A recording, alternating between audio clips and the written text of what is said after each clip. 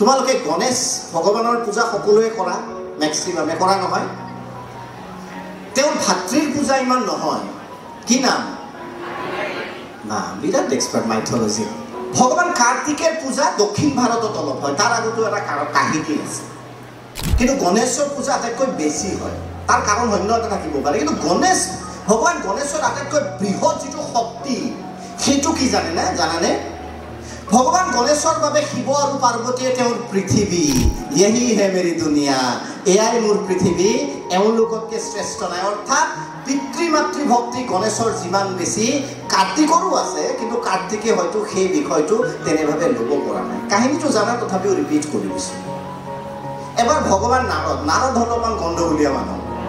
সাংবাদিক টাইপ মানুহ সাংবাদিকে মাৰিব চব নহয় দুই এটা মানে গণ্ডগোলটো লগাই দিয়ে চাইছা নহয় চিৰিয়েল আধ্যাত্মিক চিৰিয়েল চাইছা নাই সেইফালে সৰস্বতী ভগৱানক ক'ব মাতে আপুনি সুন্দৰ হো ইফালে লক্ষ্মী মাক খং উঠে হা এইজনী ধুনীয়া পিছে নাৰদে গণ্ডগোল এটা কৰিলে নাৰদে আম এটা লৈ খুব মিঠা নাৰদে আম এটা আনি ক'লে যে এই আমটোত অপাৰ শক্তি আছে দৈবিক শক্তি আছে আনি কেনে তেওঁ মহাদেৱ আৰু কাক দিলে পাৰ্বতীক দিলে এতিয়া সন্তান কেইজন সন্তান দুজন আম কেইটা এটা এতিয়া আধা কাটাৰ চিষ্টেম নাই চাগে এতিয়া আম যিহেতু এটা ইয়াৰ এটা ডাঙৰ কাহিনী আছে এইটো খুব মই ধেমেলীয়া সুৰত কৈছোঁ যদিও there is a moral of this story a very nice moral এইটো please understand this আমটো তেতিয়া কোনে খাব এইটো এটা প্ৰতিযোগিতা হ'ল বা এটা ক'লে তেতিয়া ভগৱান শিৱ আৰু পাৰ্বতীয়ে ঠিক কৰিলে যে এটা প্ৰতিযোগিতা হ'ল কম্পিটিশ্যন এটা দুই সন্তানৰ মাজত যে কোনে তিনিবাৰ সমগ্ৰ পৃথিৱীৰ পৰিক্ৰমা কৰি আহিব যিয়ে প্ৰথম আহি উপস্থিত হ'ব তেওঁই লাভ কৰিব এই আমটো ভগৱান গণেশৰ টেনশ্যন হ'ল দেখিলে ই নিগনি ই যিটো কিমান স্পীড হ'ব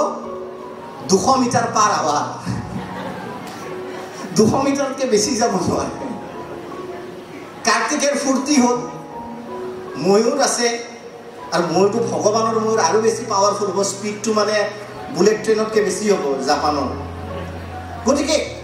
কাৰ্তিকেৰ সুবিধা হ'ল যে ময়ূৰৰ যোগেদি তেওঁ তিনিবাৰ পৃথিৱীৰ পৰিক্ৰমা কৰি আহিব আৰু নিগনি লৈ ভগৱান গণেশটো বেছি যাব নোৱাৰে কাৰ্তিকে লগে লগে শুনাৰ লগে লগে 1 2 3 কোৱাৰ লগে লগে কাৰ্তিকে উৰি গুচি গ'ল গণেশে কি কৰিলে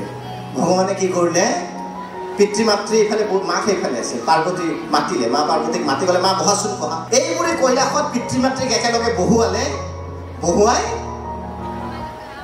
3 পাক তাতে ঘূৰি দিলে তাৰপিছত ক'লে আমটো দিয়া ভগৱান শিৱই সুধিলে কি তোমাক পৃথিৱীৰ পৰিক্ৰমা 3বাৰ কৰিব দিছিলোঁ কাৰ্তিকে 2টা পৰিক্ৰমা ইতিমধ্যে কৰিলে তুমি আমাক 2টাক বহাই লৈ 3বাৰ পৰিক্ৰমা কৰাৰ লগে লগে ক'ত পৃথিৱীৰ পৰিক্ৰমা হ'ল গণেশে উত্তৰ দিছিল উত্তৰটো মই ভাবোঁ শিকিবলগীয়া আছে ক'লে মোৰ বাবেই মোৰ পিতৃ মাতৃ মোৰ গোটেই পৃথিৱীখন ইয়াতকৈ আৰু কি বেছি পৰিক্ৰমা কৰিম আৰু তাৰ বাবে তোমালোকে জানা যে কাৰ্তিকে খং উঠিল পিছত যেতিয়া কাৰ্তিকে দৌৰি ঢাপলি আহিলে দেখিলে অলৰেডি পুৰস্কাৰ বিতৰণ শেষ কাৰ্তিকে ক'লে গতি কৰিলে দক্ষিণ ভাৰতলৈ গতি কৰিলে সেইকাৰণে তোমালোকে যদি অকণমান চোৱা দক্ষিণ ভাৰতত ভগৱান কাৰ্তিকেৰ মূৰ্তি আটাইতকৈ বেছি অৱশ্যে তাত অন্য এটা নামেৰে জনা যায় সেই নামটো হ'ল কি কোনে ক'ব পাৰিবা ভগৱান মুৰুগান কাৰ্তিকেৰ যিটো south Indian adoption name that name is ভগৱান মুৰুগান আৰু সেইকাৰণে সাউথ ইণ্ডিয়াত কাৰ্তিকেৰ পূজা বেছি হয় আৰু বাকী তোমালোকে জানা যে গণেশে সেইদৰে নিজৰ শ্ৰেষ্ঠতা প্ৰতিপন্ন কৰিলে আৰু যিকোনো পূজা হোৱাৰ পূৰ্বে গণেশ পূজাৰে আৰম্ভণি হয় অৱশ্যে তাৰো এটা বেলেগ কাহিনী আছে কিন্তু যিসকলে নিজৰ পিতৃ মাতৃক নিজৰ পৃথিৱী জ্ঞান কৰে নিজৰ ভগৱান জ্ঞান কৰে তেওঁলোকে জীৱনত শ্ৰেষ্ঠতা লাভ কৰাটো অনিবাৰ্য কোনেও বাধা দিব নোৱাৰে সেইকাৰণে নিজৰ পিতৃ মাতৃক সন্মান কৰা বুলি মই জানো আৰু অধিক কৰিবা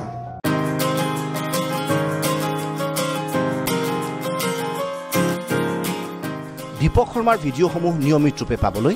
দীপক মোটিভেটৰ চেনেলটো ছাবস্ক্ৰাইব কৰিব আৰু বেল আইকন প্ৰেছ কৰিবলৈ নাপাহৰিব।